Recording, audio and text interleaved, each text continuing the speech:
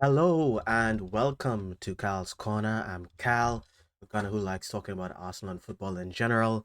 And a couple things I want to talk about today in the transfer window.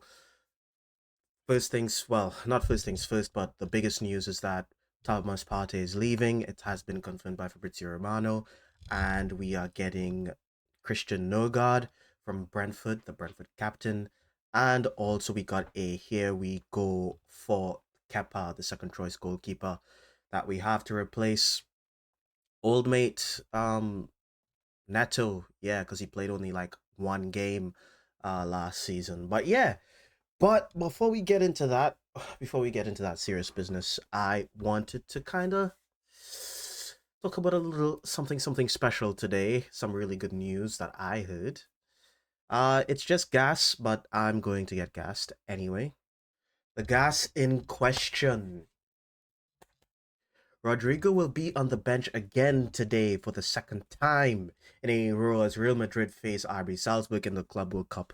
Ladies and gentlemen, he's on his way out, boys. He's on his way out. We need to do this, Arsenal. Please, I am on my knees. We need to strike this. We need to get this guy in here. Come on, you're better than this, Rodrigo. We all know he's better than this.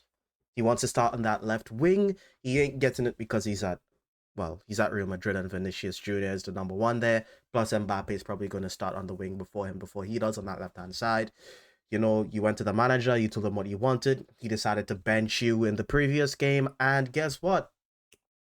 He's benching you again for Arda Gula and Brahim Diaz. You are better than this. You are a baller. You are underappreciated. You need to come to Arsenal Football Club. We probably as soon as the fans start to believe you're gonna have a chant. They will make enough chants to Calafiori. You will get a chant. 100% guaranteed. Come on. And just to reiterate on that again, boom, boom, boom, boom, boom. This was on the last time he was benched. Zabi Alonso saying, I see Rodrigo in good shape. He was on the bench for a technical reason. He is still important and we need him at the Club World Cup. He's still a special player and will play a key role. Do not believe this. If you were that important, you wouldn't be on the bench. He is bullshitting you. He just wants you as a bench option. You are a superstar. You are a starter. We've already done a little bit of the groundwork. You got in contact with us. Berta's working his magic. Come to Arsenal. Saka's on that right hand side. You know we're not going to force you to play on that right hand side. Come on the left. The left is yours. You are better than Martinelli. You are better than Trossard. Come to London. You know, it's written in the stars. I mean, to be honest with you, I don't think there's any other left winger that I want other than Rodrigo. If it like there's nothing else that would get me excited. Nothing else. So please, Arsenal, make it happen. Ooh, okay, that was me gassing. Now time for the stuff that we actually got done. We got two here we goes in a row. Bang bang. And well before that one of them was Kepa, you know. Kepa to Arsenal, here we go. Deal done for the Spanish goalkeeper to join AFC as a new backup for David Raya. Arsenal activate £5 million clause from Chelsea, and all documents are now sealed. One more addition to Arteta after Super Martin Zubimendi. Okay, people are like getting really upset for about this for some reason. Arsenal fans are weird. Uh, he's just a backup goalkeeper. I mean, I really don't care. He's a good player. He's decent. People are angry that we're getting another, scraps from Chelsea, but come on, it's just a backup goalkeeper, guys. We're not trying to get another start or anything from Chelsea right now, so I wouldn't be too upset about it. I think this is money well spent. He's decent. He's prem proven. He's going to be better than Neto, and David Raya on number one, and I'm sick of the goalkeeper charades. We're all sick of it, you know. Like we had the Raya Ramsdale situation when we had to try to get two number ones, and Ateta had to lie and say he has two number ones when he knew Raya was number one, and that whole thing. We were playing games, and then the cameras panning to to Ramsdale during games and stuff like that. It's just a big mess. Don't care. Let's just get the second string goalkeeper in. It is what it is. Done. And I think it's much better spent than trying to get Garcia in for £25 million. That would have been an absolute waste of money, in my opinion, because we need to focus our money on our funds on those forward positions. Uh, right now Arsenal have been linked to like three forwards. I think we're gonna sign three forwards. I think we're gonna sign a left wing, a striker, and a right wing cover for Saka because we have been linked with several right wingers. We got linked with Madueke, which sucks. I don't think we're gonna get him. I hope we don't get him. And we got linked to Kudos as well. And I probably think later on in the winter we're probably gonna keep getting linked. I think we got linked to Bakayoko as well. We're going to keep getting linked to more right wingers. So I think we get three forwards in, and the more like if we want quality up front, we can't be spending a ton of money on on like goalkeepers. It's over. So I'm happy with that. It is what it is for me. I'm not upset about signing a second string goalkeeper. Now, the Christian Nørgaard has been authorized to undergo medical at Arsenal after a deal has been agreed with Brentford. Next signing after Kepa, Martin Zubimendi done. So this has caused a little bit of contention in the fan base because Partey out, Nørgaard in. I already made a video on. I thought what was happening with Partey leaving. I thought he was going to leave with the club, and that just got confirmed. He's just asking for too much money.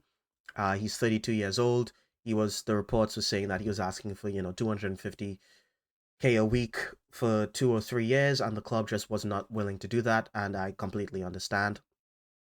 Zubimendi is our new number one. He is one of the most sought after DMs in world football. Real Madrid wanted him, Liverpool wanted him. They were singing songs, they were going nuts. As soon as we get the player, all of a sudden, Partey was better than Zubimendi. Bullshit. Everyone wanted him. Real Madrid wanted him. He rejected them all. He wanted Arsenal. He's an Arsenal player. So he's gonna be our new starting DM. Now, we wanted Partey to come back and have that not Zubamendi, have the Jorginho role where he like just is an experienced player off the bench to fill in at games. But my guy wanted 250K a week or more for and like 2 or more years extended on his contract. Never going to happen. The dude was injury prone in our best ever title challenging season. He was injured for most of it. I think he missed 35 games in our season where we uh was 2 points behind City. And in this amazing season that he's had, which he has had a decent season, let's be honest, it was a shit midfield.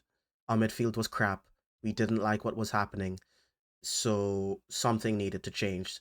They the thing that they decided to change was Thomas Partey was always going to be relegated to the bench because we've been chasing after Zubamendi for like 2 years now. So let's be honest, Zubamendi was always going to be he was always wanted to be we always wanted him as that as that DM option. So it is what it is. I think personally, everyone wants Arsenal to act like a big club until we start acting like a big club. Please explain to me what big club in world football right now is signing a injury prone 32-year-old, increasing their salary. Normally when I look at the Real Madrids and I look at the Liverpools, their players, they want to play for their clubs and they are willing to sometimes even take salary cuts because of the love of the club. Partey is not he's not in love with Arsenal Football Club the way the fans love him. It's just and he like let's be honest. Let's keep it real.